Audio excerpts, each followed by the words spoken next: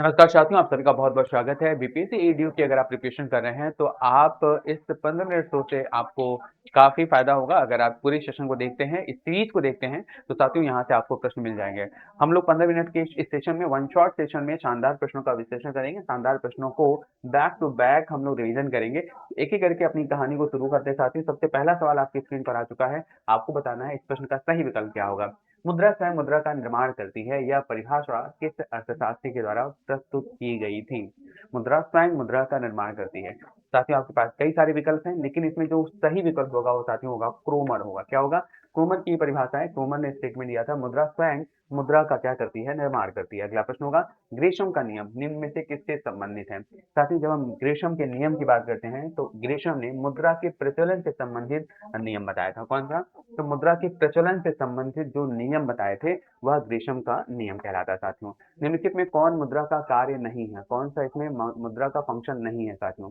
मूल्य का मापन, मूल्य का हस्तांतरण, मूल्य का संचय, मूल्य का स्थिरीकरण। साथियों मुद्रा के कार्य की बात करें तो मूल्य का मापन कार्य है, यानी कि मुद्रा जो है मूल्य को मापन करता है। जैसे अगर ये पेन है तो इसका मूल्य कितना होगा, ये मुद्रा के द्वारा मापा जा सकता है। मूल्य का हस्तांतरण यानी एक स्थान से, या यूं कह सकते हैं एक वस्तु से दूसरे वस्तु में हस्तांतरण किया जा सकता है। मूल्य का संचय किया जा सकता है। अगर हम इसको खरीद लेते हैं, कोई ऐसी वस्तु खरीदते हैं, तो उसमें हम क्या कर सकते हैं? मूल्य का संचय कर सकते हैं। जैसे जैसे समय बढ़ेगा, वैल्यू बढ़ेगी, तो हम उसमें क्या कर पाएंगे? इसका फायदा हो पाएगा हमें।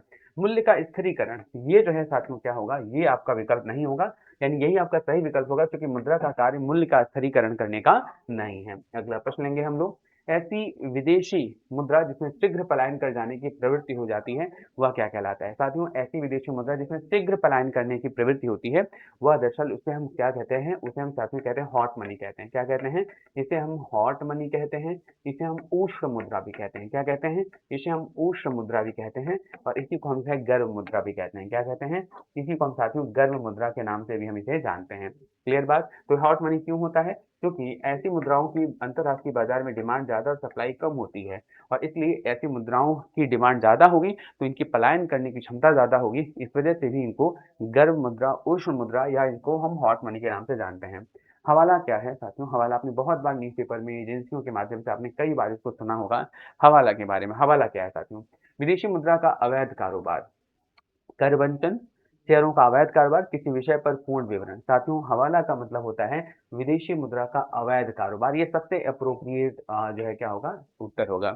हालांकि हवाला में जरूरी नहीं विदेशी मुद्रा का ही अवैध कारोबार हो, वह राष्ट्रीय मुद्रा का, यानी कि किसी भी देश की मुद्रा का भी जो है, जो अवैध कारोबार होता है, बिना बैंक के माध्यम से जो मुद्राओं का ट्रांजेक्शन होता है, ऐसी मुद्राओं का ट्रांजेक्शन जिस पर टैक्स नहीं पे किया गया है, नहीं दिया गया है, यानी यूं कह सकते हैं काले धन का जो है, जो हस्तांतरण होता है एक स्थान से दूसरे स्थान पर, वह दरअसल हवाला मार्केट या हवाला कारोबार कहलाता है। ऑप्शन ए प्रश्न का क्या बन जाएगा? सही विकल्प होगा। हार्ड करेंसी पूछा जा रहा है, इससे तात्पर्य आप क्या समझते हैं साथियों? हार्ड करेंसी की जब हम बात करते हैं, तो हार्ड करेंसी आप ऐसे समझ सकते हैं कि एक वर्ड होता है इंग्लिश का हार्डली। हार्डली मतलब जो मुश्किल से पाया जाता है। तो ऐसी करेंसी जो मुश्किल से पाई जाए, मुश्किल से पाई जाने का मतलब डिमांड ज्यादा और सप्लाई कम है।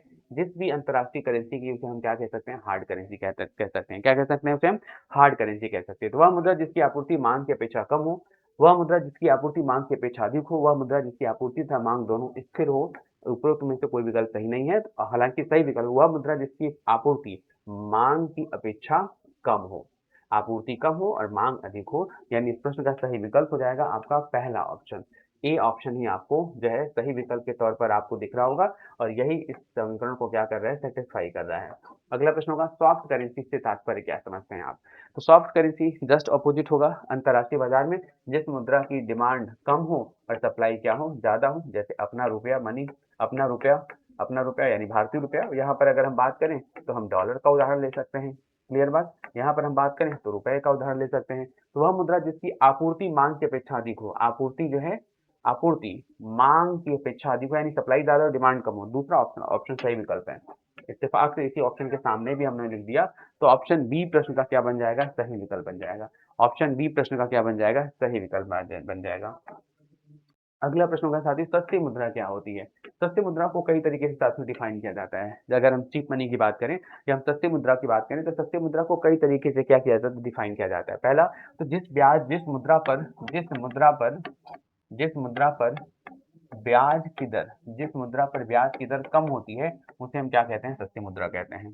क्लियर बात। दूसरा तरीका होता है जो बाजार में, अंतरराष्ट्रीय बाजार में जो मुद्रा आसानी से उपलब्ध हो जाती है। और एक और बात ध्यान रखिएगा, दोनों को रिलेट भी करेगा। ब्याज की दर कम होती है तो आसानी से उपलब्धता भी हो जाती है। जो मुद्रा आसानी से अंतरराष्ट्रीय बाजार में क्या है, आसानी से उपलब्ध है, तो वह सस्ती मुद्रा होगी। इस प्रश्न का सही विकल्प बन जाएगा आपका ऑप्शन नंबर ए। देश की मुद्रा, देश की अंतरराष्ट्रीय बाजार में आसानी से जो उपलब्ध मुद्रा होगी उसे ही हम साथियों क्या कहते हैं, सस्ती मुद्रा कहते हैं। उसे ही हम साथियों क्या कहते हैं, चीप मनी के नाम से हम इसे जानते हैं। अगला प्रश्न लेंगे हम लोग। अगला प्रश्न होगा सस्ती मुद्रा का अर्थ है। अब देखिए यहाँ पर अलग विकल्प हो जाएगा। बचत का निम्न स्तर से मतलब नहीं है यहाँ पर, न आय के निम्न स्तर से, न जीवन स्तर के मतलब से। यहाँ पर ब्याज की कम दर से है, यानी कि ब्याज दर जितना ज्यादा सस्ता होगा, कम होगा, मुद्रा उतनी सस्ती होगी। क्लियर बात। अगला प्रश्न होगा जिस विदेशी मुद्रा में शीघ्र देशांतरण की प्रवृत्ति हो, शीघ्र शीघ्र पलायन की प्रवृत्ति, उसे क्या कहते हैं, दुर्लभ मुद्रा, सुलभ मुद्रा, स्वर्ण मुद्रा या गर्म मुद्रा। तो साथियों शीघ्र देशांतरण की प्रवृत्ति हो यानी शीघ्र पलायन की प्रवृत्ति हो, इस प्रश्न का सही विकल्प होगा हॉट मनी कहते हैं, उष्ण मुद्रा कहते हैं, या इसे ही हम जो है साथियों गर्म मुद्रा के नाम से भी हम जानते हैं। ऑप्शन डी प्रश्न का सही विकल्प हो जाएगा। अगला प्रश्न होगा दुर्लभ मुद्रा किसे कहते हैं। क्या होगा प्रश्न साथियों, दुर्लभ मुद्रा किसे कहते हैं। ऐसी मुद्रा जो ऋण के बदले चुकाई जाती हो, ऐसी मुद्रा जो सोने के रूप में हो जाए, ऐसी मुद्रा जो आसानी से उपलब्ध हो, ऐसी मुद्रा जो आसानी से सुलभ न हो। तो दुर्लभ वही है जो आसानी से सुलभ न हो। आपका डी विकल्प क्या हो जाएगा, सही विकल्प हो जाएगा। ऐसी मुद्रा जो आसानी से उपलब्ध ना हो दुर्लभ मुद्रा कहलाती है। इसका मतलब ये होगा कि मांग ज्यादा है और सप्लाई कम है, तो ऐसी मुद्रा को भी हम क्या कह सकते हैं, दुर्लभ मुद्रा कह सकते हैं। किन देशों की मुद्रा प्रायः हार्ड करेंसी होती है। हार्ड करेंसी अभी हमने आपको बताया, आप समझ पा रहे होंगे शायद। हार्ड करेंसी का मतलब होता है दोस्त कि जब डिमांड ज्यादा है अंतरराष्ट्रीय बाजार में और सप्लाई क्या है, कम है, मांग ज्यादा है और पूर्ति कम है, तो हार्ड करेंसी है। तो ऐसा किन देशों की मुद्राओं के साथ होगा, क्या विकासशील देशों के साथ होगा, नहीं। क्या अविकसित देशों के साथ होगा, तो सर नहीं होगा। क्या होगा, विकसित देश, यानी विकसित देशों की मुद्राओं को आप हार्ड मनी कह सकते हैं, या उनको आप जो है हॉट मनी भी कह सकते हैं। क्लियर बात यहाँ पर। जब जो विकासशील देश हैं, अर्धविकसित देश हैं या अविकसित जो देश हैं, उनकी करेंसी सॉफ्ट करेंसी होती है। जैसे भारत की करेंसी को अब आप सॉफ्ट करेंसी कह सकते हैं। ठीक है। जिस मुद्रा में भुगतान करने की पर लेनदार कानूनी तौर पर स्वीकार करने से इनकार नहीं कर सकता है, उसे मुद्रा कहते हैं। तो साथियों उसे जो है विधिग्राह्य मुद्रा कहते हैं। यानी ऐसी मुद्रा जिसका भुगतान करने पर जो लेनदार है उसे स्वीकार करने से इनकार नहीं कर सकता है, तो वह कानूनी रूप से वैध मुद्रा या विधिग्राह्य मुद्रा होती है। क्या होती है, उसे हम विधिग्राह्य मुद्रा कहते हैं। क्लियर बात यहाँ पर। आपने देखा होगा, आप अपनी जब नोट निकाल कर देखेंगे तो उसमें एक लाइन लिखा रहता है, उसमें एक लाइन लिखा रहता है भारत सरकार द्वारा प्रत्याभूत। क्या लिखा रहता है, भारत सरकार द्वारा प्रत्याभूत। क्या होगा, भारत सरकार द्वारा क्या है, प्रत्याभूत, guaranteed by the central government. A option आपका क्या हो जाएगा, सही विकल्प होगा। इसका मतलब होता है यह विधिग्राह्य मुद्रा है, गवर्नमेंट के द्वारा यह गारंटी दिया गया है। इसके यह एक विशेष अधिनियम के अंतर्गत इसका प्रकाशन हुआ है। इसको एक्सेप्ट न करना आपके खिलाफ लीगल एक्शन बन सकता है। भारत की विधिग्राह्य मुद्रा है, भारत की विधिग्राह्य मुद्रा हम सभी जानते हैं। ये तो बच्चा बच्चा जानेगा, कोई बता देगा भाई साहब रुपया ही है, यूरो तो है नहीं हमारी मुद्रा, न डॉलर है न पाउंड है। ठीक है।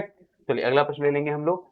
अगला प्रश्न होगा, थोड़ा सा स्टेटमेंट है इसमें और आपको ध्यान से पढ़कर उत्तर करना है। सही कथन आपको बताना है। सही कथन है, वह मुद्रा जिसमें शीघ्र पलायन कर जाने की प्रवृत्ति होती है उसे हॉट मनी कहलाता है। बिल्कुल सही विकल्प है। ये प्रश्न पूछा गया एग्जाम में, पहला विकल्प बिल्कुल आपका सही विकल्प बन रहा है। क्या है, सही विकल्प है। दूसरा है, वह मुद्रा जिसकी आपूर्ति की तुलना में मांग लगातार अधिक रहती है, मांग ज्यादा है और आपूर्ति कम है, हार्ड करेंसी कहलाती है। भाई साहब यही बात सही है ना। डिमांड कम है, सप्लाई ज्यादा है, सर डिमांड ज्यादा सप्लाई कम है। वह मुद्रा जिसकी मांग आपूर्ति की तुलना में कम रहती है, हार्ड करेंसी कहलाती है। वह मुद्रा जिसकी मांग आपूर्ति की तुलना में कम रहती है, मांग कम रहती है और आपूर्ति की तुलना में हार्ड करेंसी कहलाता है। भाई साहब ये बात गलत हो गया, है ना, ये तो गलत हो गया। वह मुद्रा जिसकी आपूर्ति अंतर्राष्ट्रीय बाजार में मांग की तुलना में अधिक रहती है, सॉफ्ट करेंसी कहलाती है। वह मुद्रा जिसकी आपूर्ति यानी जो सप्लाई है अंतर्राष्ट्रीय बाजार में मांग की तुलना में अधिक रहती है, मांग की तुलना में अधिक रहती है, तो ऑब्वियस सी बात है वो सॉफ्ट करेंसी कहलाएगा। क्लियर बात है। यहाँ पर पूछना क्या है, सही कथन बताना है आपको। तो 1, 2 और 4 सही कथन है।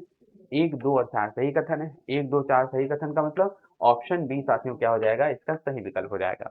क्या हो जाएगा? ऑप्शन बी प्रश्न का क्या हो जाएगा? सही विकल्प हो जाएगा। क्या आप इस बात को समझ पा रहे हैं? ये प्रश्न भी आपका एग्जाम में पूछा हुआ है, प्रीवियस ईयर में ये प्रश्न बन चुका है, तो अगर आप इसको ध्यान से देखेंगे तो आप आसानी से कर भी पाएंगे और एग्जाम में बना भी पाएंगे। सरकार द्वारा अपनी पुरानी मुद्रा को समाप्त कर नई मुद्रा को चलाना क्या कहलाता है ना? आप सभी को ये पता होगा, मुझे लगता है विमुद्रीकरण कहते हैं, नोटबंदी आम बोलचाल की भाषा में कहते हैं। क्या कहते हैं? नोटबंदी कहते हैं, जब बड़े मूल्य वर्ग की नोटों को बंद करके उसकी जगह पर छोटे वर्ग की नोटों को, मूल्य वर्ग की नोटों को चलाया जाता है, उस समय साथ ही विमुद्रीकरण, इसको हम क्या कहते हैं? डीमोनेटाइजेशन कहते हैं। क्या कहते हैं? इसे हम डिमोनेटाइजेशन के नाम से जानते हैं। अगला प्रश्न होगा, मुद्रा संकुचन का कारण होता है साथियों। मुद्रा संकुचन का कारण होता है, मुद्रा संकुचन का मतलब होता है जब बाजार में मुद्रा की मात्रा कम होने लगे, तो वह मुद्रा संकुचन होता है, जिससे मांग में कमी होती है, उत्पादन भी कम होता है। यह मुद्रा संकुचन का जो है कारण है। तो मुद्रा पूर्ति की तुलना में माल और सेवाओं की पूर्ति में कमी, मुद्रा पूर्ति की तुलना में मांग और सेवाओं की पूर्ति में कमी। दूसरा, निर्यात की तुलना में आयात में कमी, माल और सेवाओं की पूर्ति की तुलना में मुद्रा की पूर्ति में कमी। उपरोक्त में से कोई नहीं, शानदार विकल्प होगा ऑप्शन नंबर सी आपका क्या हो जाएगा? सही विकल्प हो जाएगा। क्या हो जाएगा? ऑप्शन नंबर सी प्रश्न का सही विकल्प होगा। यानी कि जो वस्तुएं और सेवाएं हैं उनकी मात्रा अधिक है और बाजार में मुद्रा की पूर्ति कम है।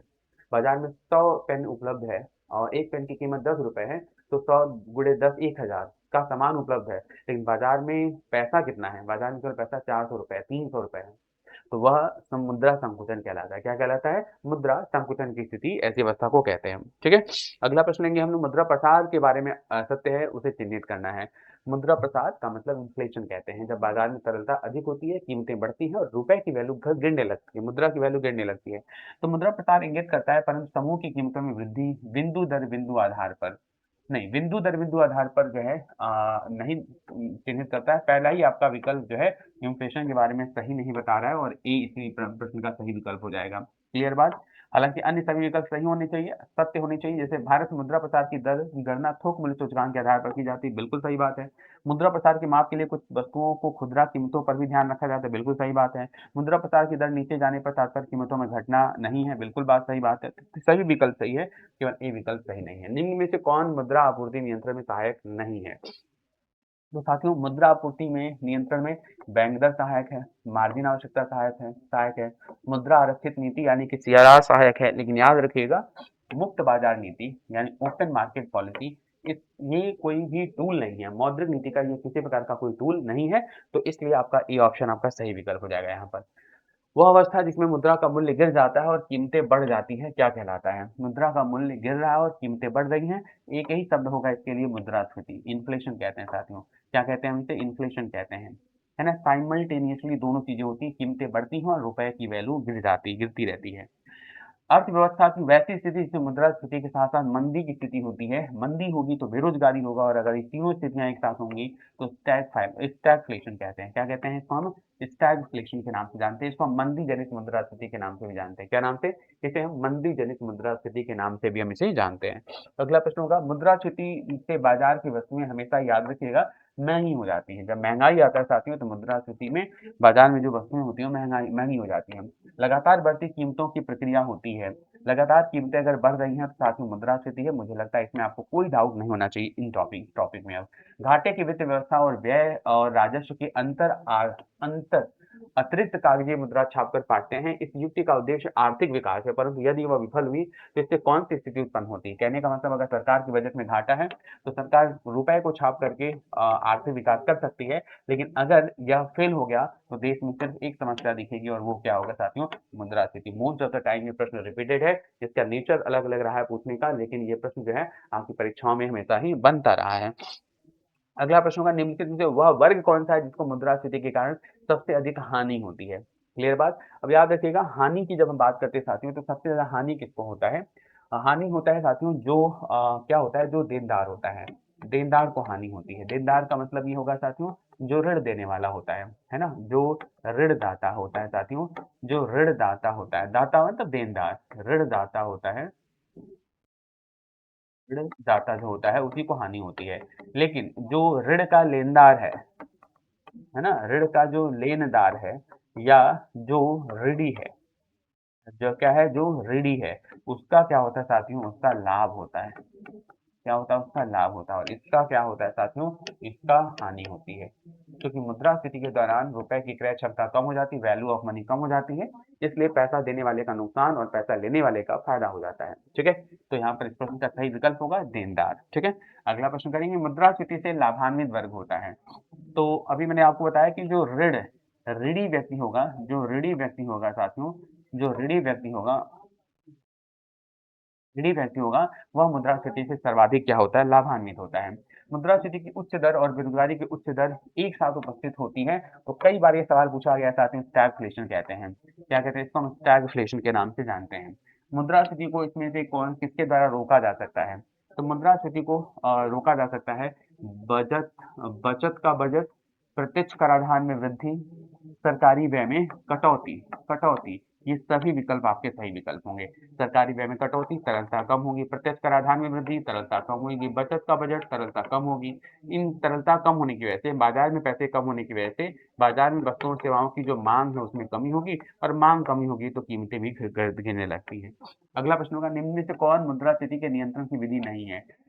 तो मुद्रास्फीति के नियंत्रण की विधि कौन सी नहीं है, आपके पास कई सारे विकल्प हैं, आपको सही विकल्प बताना है। मांग पर नियंत्रण, मुद्रा की पूर्ति पर नियंत्रण, ब्याज दर में कमी, वस्तुओं की का राशि पतन। साथियों, अगर मुद्रास्फीति के नियंत्रण करने की बात है तो ब्याज दर में कमी करने से तरलता बढ़ जाएगी, बाजार में पैसा अधिक हो जाएगा, और इससे मुद्रास्फीति और बढ़ जाएगी। तो मुद्रास्फीति को नियंत्रण करने के लिए ऑप्शन सी का प्रयोग आप नहीं कर सकते हैं। भारतीय मुद्रास्फीति ज्ञात करने के लिए किसका प्रयोग किया जाता है। साथियों, भारत में मुद्रास्फीति को ज्ञात करने के लिए पहले थोक मूल्य और उपभोक्ता मूल्य, पहले थोक मूल्य का यूज किया जाता था, बाद में उपभोक्ता मूल्य सूचकांक का प्रयोग किया जाने लगा। अभी वर्तमान में हमारे देश में जो है, जो आर्थिक नीतियां बनती हैं, आरबीआई जो अपनी पॉलिसी फ्रेम करती है, और केंद्र सरकार जो अपनी नीतियां बनाती हैं, वह हम उपभोक्ता मूल्य सूचकांक के आधार पर, जो हमारे देश में खुदरा महंगाई का सूचकांक होता है, खुदरा मूल्य पर महंगाई को बताने वाला यह एक मुख्य रूप से सूचकांक होता है। तो साथियों, आज की इस क्लास में फिलहाल इतना ही। आपको ये सेशन कैसा लगा, प्रश्न आपसे जो पूछा गया वह जरूर बताया कीजिए। आप सभी साथियों का बहुत बहुत थैंक यू, बहुत बहुत धन्यवाद।